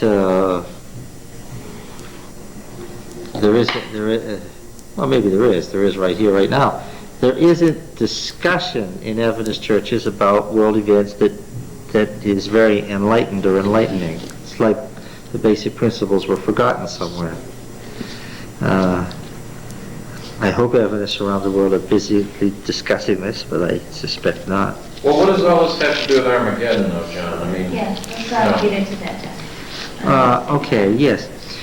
The word Gomorrah, as in Sodom and Gomorrah, is an ayin. This is a letter. This is a Hebrew letter, an ayin. Now, how is it usually pronounced? It's a glottal stop. It's one of the few. Do you want to go? It's one of the few places in English where we have a glottal stop. You notice how the back of the goes up and it stops the. Okay, that's what that was. Ayin. It's almost a G, but it's not a G. G. It's not that. It's and it's almost a G. And in some languages, like the Ugaritic, it comes out much harder as a G. In some, in fact, Jews in Kuwait pronounce this as a G. Jews in Kuwait. Now, it's a specialized group.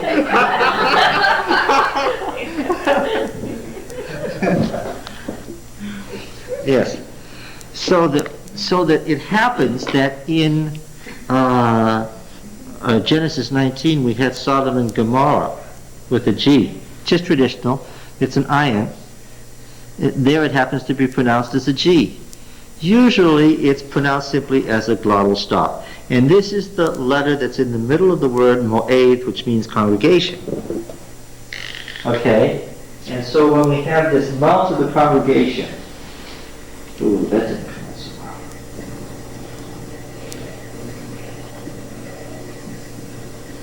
well. Mo'ed. Oh, sometimes with a fuller thing they'll put an O in there. Mo'ed. The mount of the congregation. On the mountain of the Lord. The mount of the congregation is it's where the temple is. The mount of the congregation, that's where the temple is. Har Mo'ed. And in Aramaic, the N is added on. So let's go back to our cosmic mountain. Some Old Testament symbol.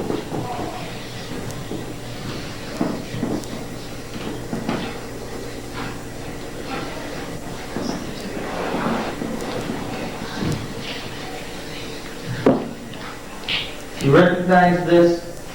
Oh, I don't think you do by now. What is it? It's the cosmic mountain. What's at the top of the cosmic mountain? Heavenly court. The heavenly court, yes. Congregate as a congregation.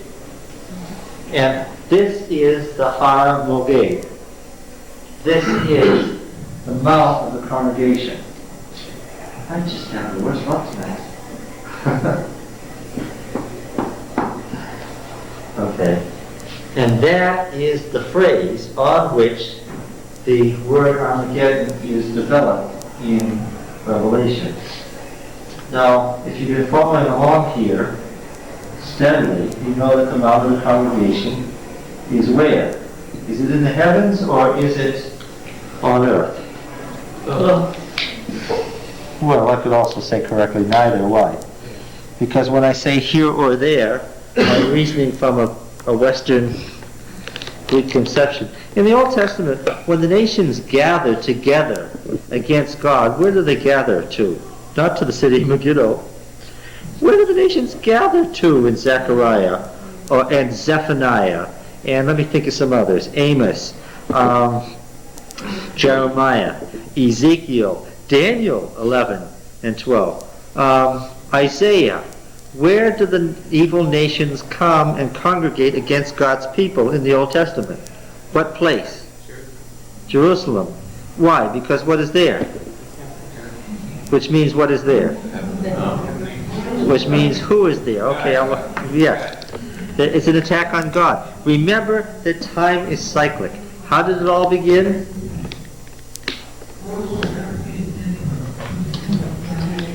How did it all begin? The attack on the cosmic mountain by the lesser gods when they wanted to take the position of El. Do you remember the story? Please tell me that you remember that the great controversy myth was first developed by the was first written down by the Canaanites in the Ugaritic text in the 24th century BC. The idea that a third of the stars rushed the heavenly mountain to take over the throne of El goes back in its written form to the 24th century BC to the Canaanite city of Ugarit. Okay? That's as far back as we have found it so far. 500 years before Abraham. Now, in the Old Testament where time is cyclic, this happened once before and what? Will happen again. Well, you know, that's what the Bible does. There was a war on God's throne before, and when you come to Revelation, what? There's a war on God's throne again. Because the Bible is based on a cyclic concept. It's not Western. It's not linear at all. It begins with the creation and ends with the creation. Now,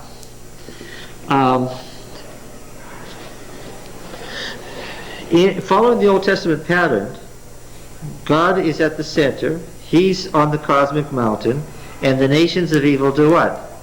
They swarm inward, and what does He do? He destroys them.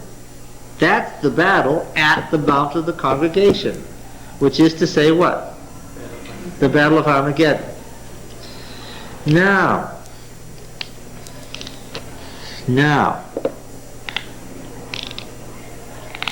what's the dispensationalist theory of prophecy? It's all God's word, it's all God's promises. If God promised it, what? It has to come true because it's God's word. He can't lie, right? That's the dispensationalist theory of prophecy. They never heard of the word conditional. And even if they heard it, they wouldn't like it, right? You've got to remember, a lot of these people are Augustinians. A lot of them, therefore, are Calvinists. And they therefore believe what?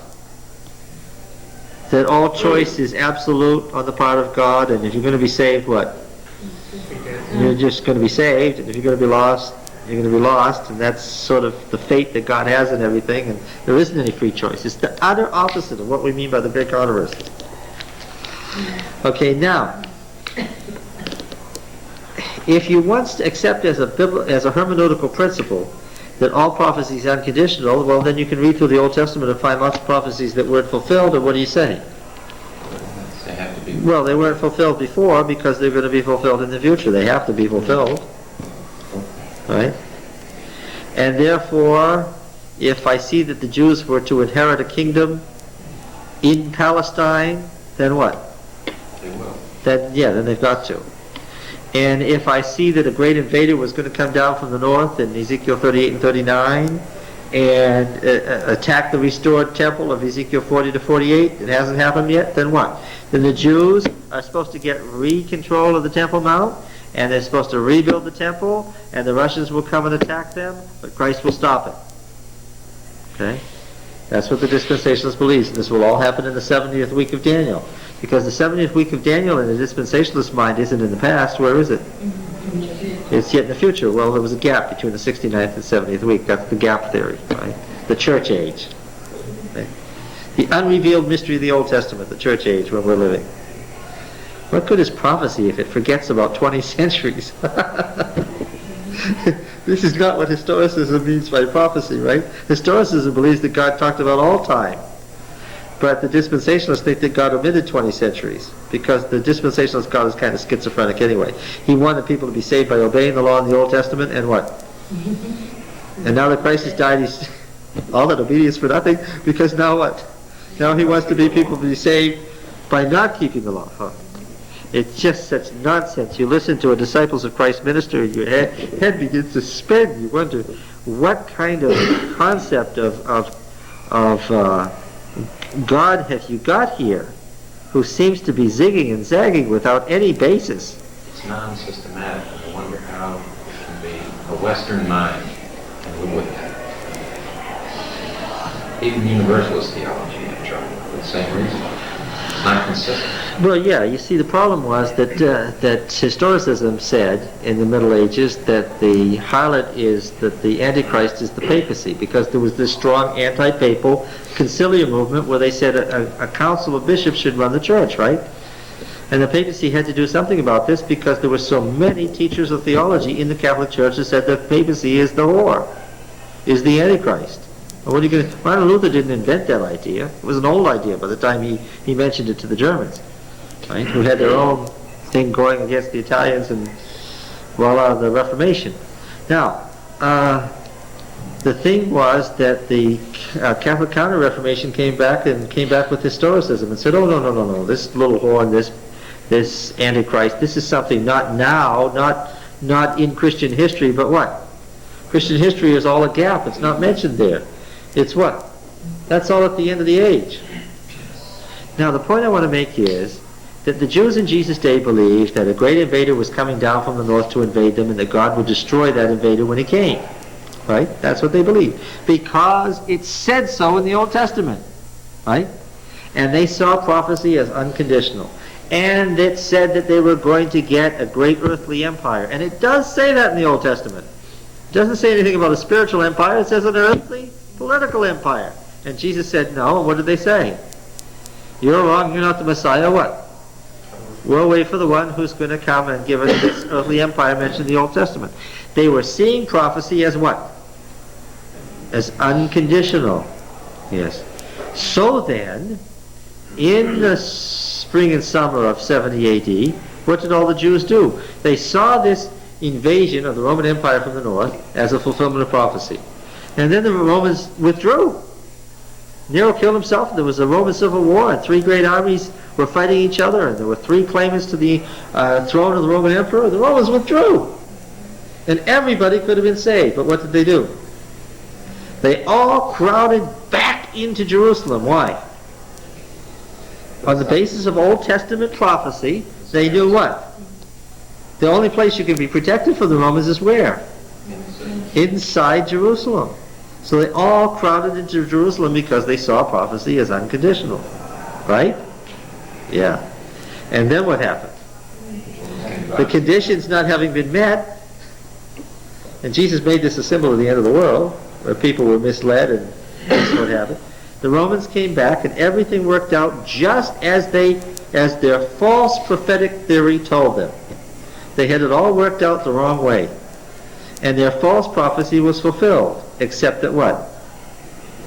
Except that they were killed. Between 600,000 and 800,000 people were killed in 1 week, which makes the Iraqi war look like small potatoes.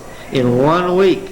You know what Josephus said? He was there. He saw it with his own eyes. How did the fire in Jerusalem get put out? The human blood put it out. That's what ended the fire in Jerusalem. Okay? Now, you have to always be careful then to keep your eye on these false prophetic systems, especially since this is the one that was worked out back in the Middle Ages by Nostradamus. Since he saw all these things and they all came true, I had a real estate agent tell me that, this was the war that was predicted by the great prophet Nostradamus. She actually said the great prophet. I was speechless. I mean, what do you say to an excited young Catholic gal who's so excited that prophecy is being fulfilled and she's talking about Nostradamus? I mean, where do you begin?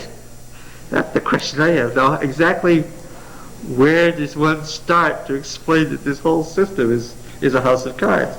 Okay, and then not 2 days later, I'm sitting at lunch in my office, and the whole group gets together, and the husband of one of the women who had once studied for the priesthood is telling everybody how this is what was predicted by Nostradamus.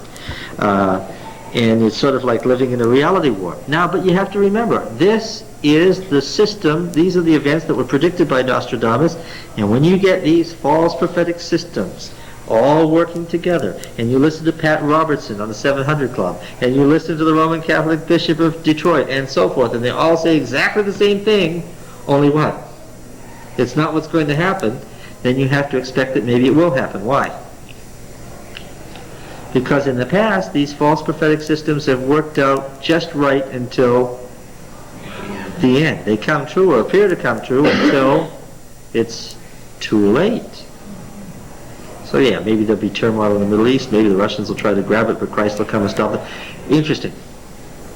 When the Jewish excavators were excavating around the Temple Mount, now this is very sacred soil, right? And they're down here digging around, and right up on the top of the wall is the Dome of the Rock Mosque.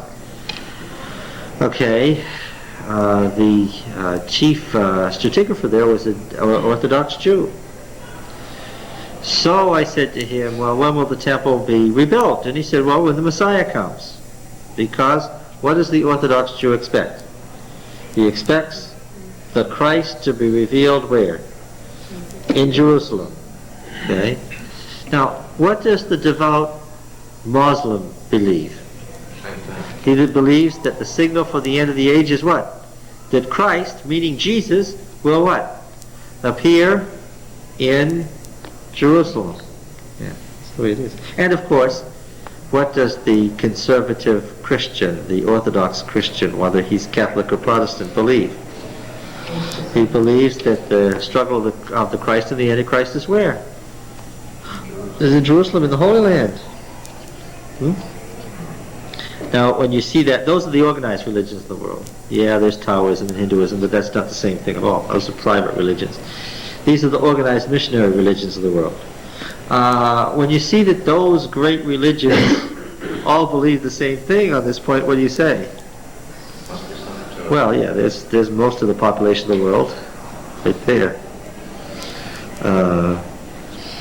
And then, of course, you'd be left in the same position that the Hebrews were when they said that the river wasn't a god, it didn't have life in it.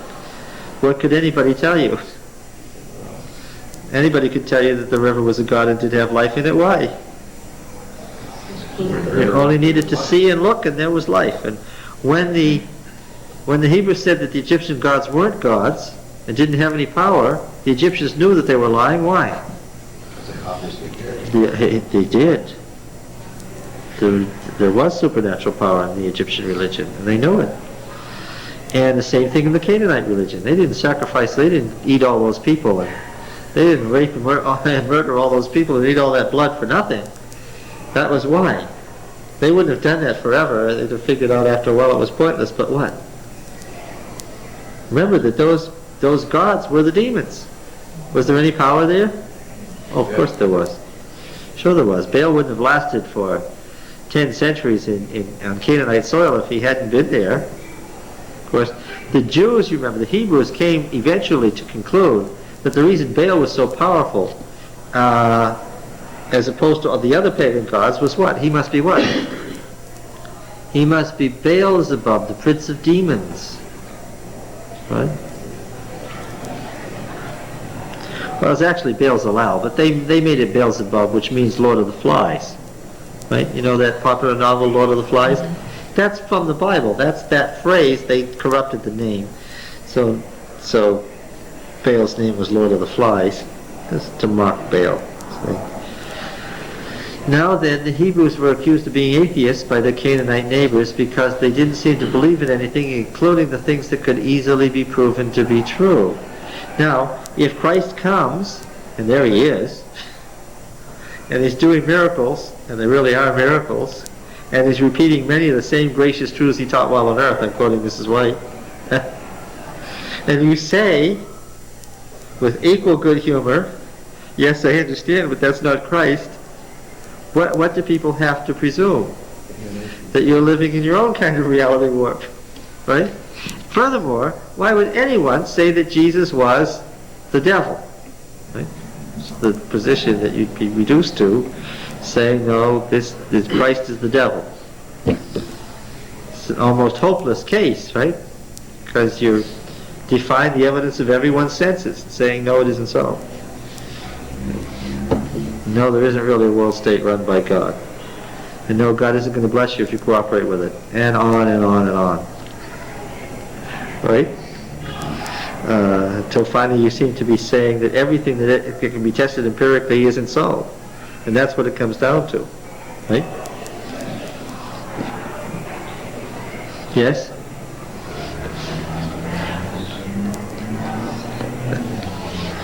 Okay. Well, we've gotten out a word of Genesis 29 done. What? I can hardly believe that you said that. And I won't even repeat it and hope that it didn't get recorded on tape. Yeah, I just want to ask if there's any questions or comments now. You mentioned George McCready Price. Oh, George McCready Price, The Time of the End. A book published by the Review and Herald and out of print, yes, maybe a little, maybe just reprinting the book with a forward pointing out that this has all happened would be wise. A good introduction. We printed this book in the 1960s. None of it had happened then. It has all happened now. Isn't that interesting? Just some little thing like that would help. Anything at all to let me know that the Adventist Church is aware of what's going on. Submit your paper to the review. I think it would probably be too shocking. I'm sorry to say. I think it would be much too shocking. No, wait a minute. You have been sitting here imbibing this heresy for weeks. You are no longer a good judge. What can it hurt to try? What? How widespread is your view to present on Armageddon within Adventism? Oh, I think that recognizing the Battle of Armageddon isn't a battle between the Americans and the Russians is probably pretty universal now. There's some older folks in the pews who were taught that. And although it is flatly, it's amazing that anybody ever taught that in the Adventist Church, it is flatly, absolutely, totally in conflict with everything Mrs. White ever said about the Battle of Armageddon, in which he stated repeatedly and pointedly what? It's the last battle of the great controversy. It's the last battle between Christ and Satan. Now, how on earth you can reduce that to a political war, I don't know. Sometimes, as you know, I just hide behind Mrs. White's skirts and quote her, even though it's obvious from the Bible, right? I don't have to deduce this from what Mrs. White said. I can read the Bible and I know what it means. But sometimes the shortest route to that conclusion with an evidence is just to quote Mrs. White and say so there. Because in many minds, Mrs. White has more authority than the Bible, right? In evidence circles. The conclusion of all of this is that the second coming must be very soon. Yeah, that's a good thing to say, yes. I sort of, I guess, yeah, okay, all right. He just pointed out that I had missed the conclusion. Say it again. The conclusion is that the second coming of Jesus must be very soon. Yes, I think so. Yeah, I think that there's a different condition in the world than ever existed in my lifetime. You'll see that new world order becoming possible for the rest of the world very rapidly. Yes, you see, look, if Tariq Aziz had sneezed and Uncle Saddam had slapped him, how many people would have known about it? Yeah. The people in the outer Fiji Islands would have known about it about 30 minutes later, right? If something becomes an issue and becomes an important issue and gets argued about in this environment, how quickly will people know about it? Oh yeah. Every eye will see. Yeah, oh yes. There's no chance that if this becomes an important issue that everybody won't know about it and discuss it. How many people had opinions on the Gulf War? I think almost every human being that had a mind. Right? Even the little children. People in Lapland had strong feelings about the Gulf War, right? This is important. Right? Yeah, that's right. Yeah. All right, thank you. Copies of your papers.